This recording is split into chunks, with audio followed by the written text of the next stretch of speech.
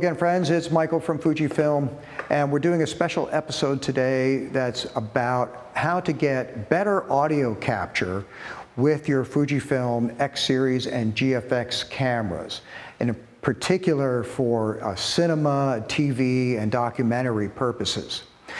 Being helped out today by my good friends from Saramonic that make a lot of really top quality stuff, and they provided me with some gear today to talk about. So first of all your cameras these days basically have onboard microphones. The problem is that for manufacturers to save space, those microphones are really tiny and just not really great quality. In the case of the Fujifilm X series, there are two little tiny holes on the top plate of the camera.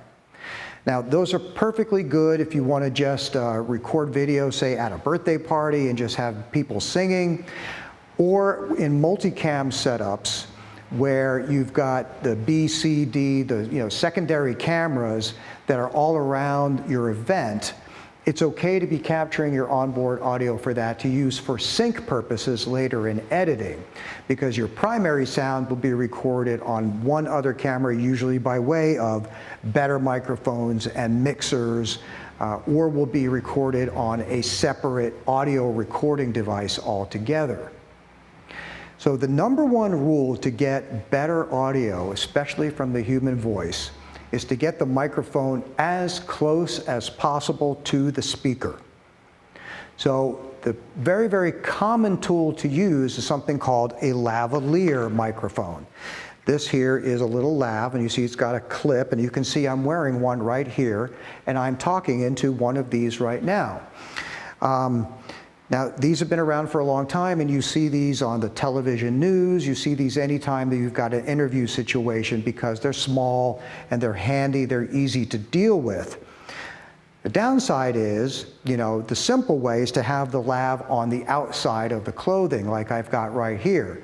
But then you've got an ugly microphone on the outside of the clothing. So in professional cinema purposes is usually the audio technician will hide the microphone underneath the clothing. And then you've got to be a pro to really know how to make sure that you'll get the rustling from the fabric on that microphone. So it's not that easy. Sometimes microphones can be hidden in wigs and things like that. But this is the way for most documentary purposes, interviews, we do it just on the outside because it's faster, it works, people are used to seeing this, but it's not cosmetically perfect. Now, how do we get from the lav to the camera? Well, there are some lavaliers that have long cords that terminate in a 1/8 inch or 3.5 millimeter plug that can go directly into the camera. But it's usually more conducive when you're out in the field, instead of having a wire to worry about, to go with some kind of a wireless transmission receiving system. And again, this is what I'm using right now. But one such system from Saramonic is the Blink 500 Pro, and it comes in this nice case. So what's really cool is this case is actually a charging system for two transmitters and a receiver. So these little things actually have built-in rechargeable batteries, and look how tiny. This is a transmitter. It has a built-in rechargeable battery, and this case actually charges the battery while it's in there. Now, these little transmitters do have little built-in mics. I could actually clip this on right there and just speak directly into it. But again, now we've got something that's kind of big, and even though it's way smaller than my hand, to have this on a piece of clothing is a little bit obtrusive. So you would take a lavalier and plug it right into the top here, and then this would clip like onto your belt. And on the camera side of things, you have a receiver. And the receiver and the transmitters coordinate the signal with each other. It goes wirelessly. And then on the camera side of things, you have a wire that goes directly to the camera. There's also a headphone monitoring jack. Now, this Blink system works on, a very common frequency band called 2.4 gigahertz. 2.4 gigahertz is used all over the place. You've got it at home. in your Wi-Fi. So Wi-Fi routers are commonly 2.4 gigahertz and 5 gigahertz. So this frequency band is everywhere to be found around the world, and it's not really regulated. It's open for anybody to use. So you think, okay, well, that's going to cause some problems because it might be other systems on that same band. So the Blink system uses encoded channels that are embedded in that frequency range. And if it detects some kind of noise or interference, it will automatically switch to another channel, and it does it instantaneously. You won't hear it, and it won't cause any interruptions in your audio. It's really, really a great thing, and it's very, very easy. It pairs by itself. Now, one of the downsides of that 2.4 gigahertz system is that it is more limited in range. Okay, so it's not something you want to use if you're going to be 100 feet away. Also, it's best for what is called line of sight, meaning there's no objects in between the transmitter and the receiver. So with people, this could be a problem if your subject is on a location and moving around a lot and tends to turn around. Because if the transmitter, say, is clipped to the front of your belt and the person turns around, it can actually minimize the reception, and you can get dropouts and you can get interference and you get a poor quality signal. So that is the downside of going with the 2.4 gigahertz system. Easy to use, can be used the world over, okay, but it is meant to be used for line of sight. So a better way to go is to go to a UHF band system, ultra high frequency. Now, UHF is a frequency range that's used in broadcast television. It's also used for some police channels, some fire channels, and UHF is regulated by the Federal Communications Commission here in the United States, and outside of the United States and other countries by whatever regulatory agencies are there. So, because of that, you are limited to very particular frequency ranges. However, because the UHF system is in a completely different wavelength, this is able to go really, really far away. So this here is called the UW Mic 9S system. This happens to be a transmitter, so this is what I would wear on my body. So it has input terminals here on top, and it also has a headphone transmitter, headphone jack. This is the receiver that goes on the camera. Now, on the UW Mic 9 system, there's also a third input. So I can actually have the receiver talk to two of the transmitters at once and actually have a wired microphone going into the third. So this will actually combine three input signals into one to go into the camera. The transmitter has a function on here. You can press a button and it will hunt the airwaves that are in the locality and will actually find the cleanest signal available within that frequency range. These are fantastic. As you can see, this is the UW Mic 9 case. It comes in a hard case. This also has internal batteries that are good for at least 100 hours of use. So this is rechargeable. And they also come with these high quality lavaliers. Now, the lavaliers that come with the UW Mic 9 system are a little bit better than the ones that come with the Blink, and they are actually matched to work best with these transmitters. It's a really, really great thing, and it's what I'm using right now. One thing I do want to say is if you are looking into getting a UHF system, because of the Federal Communications Commission regulations, older frequencies that had been used years ago are no longer considered legal.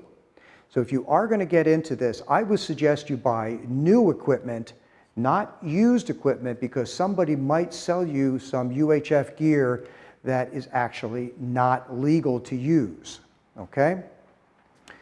Now, if you don't want to use a lavalier, actually I should say in cinematic purposes, you'll find that the sound operators usually have a lavalier, like I said, hidden under the clothes, but they will also go with something called a shotgun mic, or a hypercardioid, or a supercardioid pattern. And that means that unlike the lavaliers, which are sensitive to sound that go all the way around in all directions, and therefore it's good for a person like me, a talking head, because I can turn my head and it's going to pick up an even signal. A supercardioid or hypercardioid has a specially designed element that's like a tube like this. This tube has these ridges on the side, and it's actually technically called an interference tube. And this is designed to reject sounds coming from the side. So it doesn't magically make sounds from the front louder, it just minimizes the sound coming from the side. And this is where a lot of people make mistakes with shotgun type microphones, as they're called. They think that they're magic and you can be 100 feet away and get really, really great audio. No, you still want to get this as close to your subject as possible. But this greatly minimizes sounds that are outside the field of view that you want. Think of it like a telephoto lens on your camera. Now this one happens to be called the V-Mic 5 Pro, and it's new as of late 2021. What's really cool about this, so it has internal battery power, it has an output terminal to connect to your camera, it has a headphone jack so you can plug your headphones in. But something I really like about this is when it's charged up, if I put it on my X-T4 and I'm going to plug it into the microphone jack, it's a 3.5 standard millimeter microphone jack. I'm going to turn this around. When I turn the camera on, the microphone is going to turn on by itself. So let's see. Camera comes on, and you can see the blue lights come on the Saramonic unit. And when I turn the camera off, it will power itself down. That's a really handy feature. Now, some of the other things that are really cool about this is that, as you can see, it has an integrated, what's called a shock mount. So you can see how that jiggles around. The reason for that is if you wanted to mount this on the end of what's called a boom pole, to be able to hold close to your speaker, this will minimize any sound being transmitted from the pole into the mic. So that's integrated, that's the way it comes. Also, it's got this foam cover, which you should almost always use. Why is the foam cover on there? That is to minimize any noise that comes from moving air around you, like wind. But you can even get moving air noise just from moving the microphone back and forth. So if you have two actors and you have this on a boom pole and you're doing this, you can actually get air noise coming into the mic. So that's why I say always at least use the foam screen. Now, Saramonic thoughtfully has also included this thing, this big fuzzy soft cover that slips in right over the foam screen, literally like a sock, okay? And this is for use outdoor when it's really windy. Okay, this thing really helps. It knocks down the wind a great deal. The V-Mic 5 Pro also has adjustable gain levels, which is really nice. So it's better to have a stronger signal going to your camera versus trying to jack up the amplification that's on board the camera, because the cameras are built for picture capture, not so much so for audio capture. Now on the Fujifilm cameras, the amplifiers are very clean. They don't have a lot of noise, but again, You want to try to send the strongest signal you can. So you can, if necessary, if you have a speaker that's very quiet, or for whatever reason, you can up the gain on this. So with natural human vocal inflections, the best place to set your camera audio setting is so that the voice hits with the white and occasionally into the yellow, and that's perfectly normal for it to go up and down. What you do not want is for it to go into the red, because red means distorted audio, and you cannot fix that. So this is a really, really nice piece of gear. Now, if you want to up your capture even better, you want to get a higher level shotgun mic. So this is called the Soundbird 6. And this is, as you can see, another supercardioid pattern. The interference tube has many more slots in it, and they're finer, so the pattern on this is better. It's also a little bit more sensitive, and it also is capable of a higher sound pressure level, which means when you get sudden loud booms, it will not distort the sound. However, the Soundbird V6, though, is what's called phantom powered only. There is no battery in this. So how do you power it? It comes by way of a 48-volt signal that comes through the cable that connects back to a special device like a mixer or basically an interface. So this is the Saramonic PAX1, has a 9-volt battery in it. This has two audio input channels for XLRs, which are what these plugs are called. And I can adjust the gain right on this. Now this will sit on the top of your camera. This will provide phantom power to go to the Soundbird or similar high-end shotgun microphones. These are very, very helpful for any kind of mixing. I could have one channel coming in from a wireless lav system and the other channel coming from this kind of a microphone. So as I started to allude, what you frequently see on movie sets or broadcast productions is you'll have a lavalier on the speaking person, but the Sound Pro will also have one of these mics on a pole that will be holding out like this to get as close to the person as possible. Now, why would you do that? Well, the reason is as good as this is, being the lavalier close to my mouth, we tend to stand out in front of somebody when we're listening.